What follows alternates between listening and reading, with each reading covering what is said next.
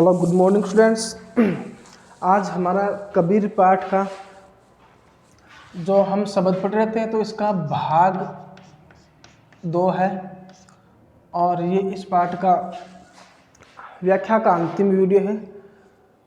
तो देखिए इसका जो अंतिम पद्यांश है वो है कि संतो भाई आई ज्ञान की आंधी रे, भ्रम की टाटी सबे उड़ानी, माया रहे न बांधी, हिति चित्त की द्वे थूनी गिरानी, मोह बलिंडा टूटा, तृष्णा छानी परी घर उपरी, कुबदी का बांडा फूटा, जोग जुगती करी संतो बांधी, निर्चु चुवे न पानी, कूट कपट काया का निकष्या, हरि की गति जब जानी, आंधी पीछे जो जल उठा, प्रेम हरि जन भीना, कहे कबीर भान के प्रगटे, उदित भया तम खीना। ये हमारा पद्यांश है जो कि शब्द का मतलब ऐसे दोहे से या सोरठे से लिया जाता है। तो इस पद्यांश का मैंने यहाँ पर एक जो लाइन लिखी है संतो भाई आई, फिर डॉट डॉट लगा करके लिखा है भया तम खीना, यानी कि ये जो पद्यांश है कि इसकी ये स्टार्टिंग की लाइन की 2-3 शब्द लिखे हुए हैं और ये अंत की लाइन है, अंत की पंक्ति है उसके 3 शब्द लिखे हैं और यहाँ पर ये व्याख्या लिखी हुई है ताकि आप अपनी नोटबुक में अच्छे तरीके से कर सकें। तो देखियो इसका हम अभी व्याख्या करने जा रहे हैं। तो देखो संतो भाई आई ज्ञान की आंधी, तो इस पंक्ति में या इस पद्यांश में ज्ञान के बारे में बताया गया है कि जब मनुष्य के अंदर ज्ञान आता है तो उसके जो भी भ्रम होते हैं, अहंकार होते हैं, सब दूर हो जाते हैं। तो देखो क्या कहा है कि इन पंक्तियों में कबीर जी ने ज्ञान की महत्ता को बताया है, जो ज्ञान का महत्व क्या है उसके बारे में बताया है कि उन्होंने ज्ञान की तुलना आंधी से करते हुए कहा है कि उन्होंने ज्ञान की तुलना एक आंधी से की है। और क्या कहा है कि जिस प्रकार जब आंधी आती है तब झोपड़ी की सभी दीवारें गिर जाती है, कि जब आंधी आती है तो सारी झोपड़ियाँ वगैरह सब गिर जाती हैं, वह बंधन मुक्त हो जाती है।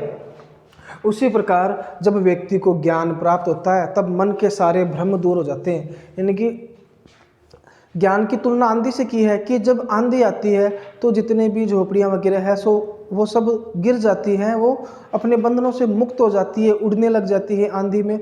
तो उसी प्रकार जब मनुष्य के अंदर ज्ञान की प्राप्ति होती है तो उस मनुष्य के अंदर जो भी अहंकार है, भ्रम है, अज्ञान है, वो सभी दूर हो जाते हैं। यानी जब ज्ञान की प्राप्ति होती है तो उसके मन के अंदर जो भ्रम भरे हुए थे वो सारे दूर हो जाते हैं। छत को गिरने से रोकने वाला लकड़ी का जो टुकड़ा है वो खंबे को जोड़ता है, वो भी टूट जाता है। यानी कि जब आंधी आती है तो छत को जिस लकड़ी से जोड़ते हैं वो लकड़ी भी टूट जाती है, गिर जाती है और छत के गिरने से अंदर रखा सामान नष्ट हो जाता है। उसी प्रकार ज्ञान प्राप्त होने पर व्यक्ति स्वार्थ रहित हो जाता है कि आंधी आने पर जब छत गिर जाती है वो जिनसे लकड़ी के सहारे से जो छत रुकी हुई थी वो टूट जाता है। तो छत गिरने से कहा गया जो अंदर का सामान भी नष्ट हो जाता है। अंदर के सामान से मतलब मनुष्य के मन के अंदर की बात कही है।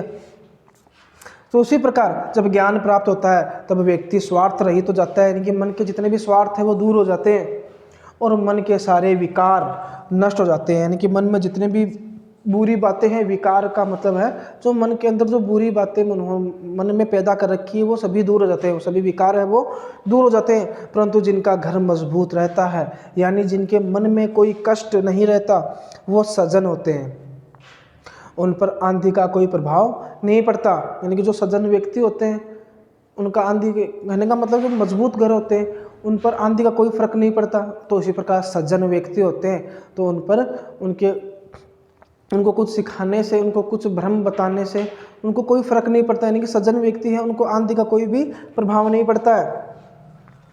आंधी के बाद बरसात आती है जिससे सारी चीज़ें धुल जाती है। यानी आंधी के बाद जब बारिश होती है तो बारिश होने के कारण सभी यानी पूरा आसमान साफ हो जाता है, पूरी धरती पर रखा हुआ जो भी कचरा है वो साफ हो जाता है, धुल जाता है। तो उसी प्रकार ज्ञान प्राप्ति के बाद मन निर्मल हो जाता है। तो उसी प्रकार ज्ञान जब मनुष्य को प्राप्त होता है तो उनके मन में जितने भी भ्रम होते हैं वो सभी दूर हो जाते हैं, अहंकार दूर हो जाते हैं। यानी कि मन के अंदर भरे हुए जितने भी भ्रम हैं वो सब दूर हो जाते हैं और उनका मन साफ, निर्मल यानी कि साफ हो जाता है। तो मन में ईश्वर की भक्ति की सूर्य उदय होने से अहंकार रूपी अंधेरा दूर हो जाता है। यानी कि मनुष्य के मन के अंदर जो ईश्वर की भक्ति है उस भक्ति की तुलना सूर्य से की है कि सूर्य उदय होने से अहंकार रूपी अंधेरा दूर हो जाता है, यानी कि जब रात के बाद जब सुबह सूर्य उदय होता है तो उस अंधेरे को दूर करता है और एक नया सवेरा होता है। तो उसी प्रकार जब ज्ञान प्राप्त होता है तो ज्ञान प्राप्त होते ही मनुष्य के मन के अंदर के जितने भी भ्रम है, जितने भी अंधकार रूपी मनुष्य के अंदर जो विकार उत्पन्न हुए हैं वो सब दूर हो जाते हैं। तो इस प्रकार इस पद्यांश में कवि कबीरदास जी ने एक ज्ञान की बातें बताई हैं, ज्ञान का महत्व बताया है कि किस प्रकार मनुष्य को जब ज्ञान की प्राप्ति होती है तो उसका मन बिल्कुल साफ निर्मल हो जाता है। तो ये इस तरीके से आपको उस पद्यांश की व्याख्या करनी है। अब ये इस पाठ की जितने भी पद्यांश थे उसकी व्याख्या सारी हो चुकी है, बाकी क्वेश्चन आंसर रह गए जो उसकी बात हम अगले वीडियो में करेंगे। धन्यवाद।